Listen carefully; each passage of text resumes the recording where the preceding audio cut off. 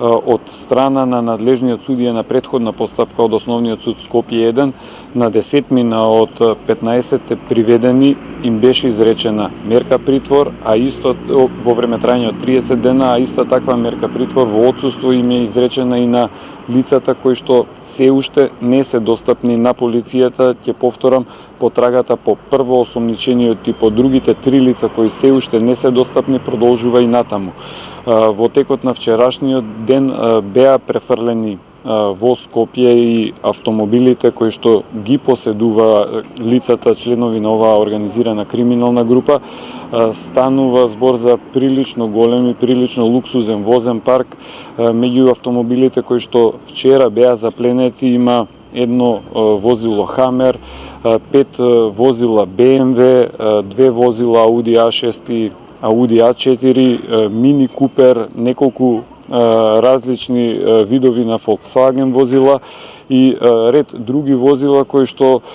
чинат прилично скапо, така што ќе се утврдува потеклото на парите и се разбира истите доколку немаат доказ ќе бидат конфискувани од страна на државата во натамошната постапка. Се проверува дали лицата располагале и со друг движен имот, бидејќи постојат информација дека во нивна собственост биле и други возила кои можно е во меѓувреме да ги дале на користење на други лица. Очекуваме дека во наредниот период сите оштетени од страна на групата дека ќе пријават конкретни случаи, конкретна штета која што им била направена, дека ќе се охрабрат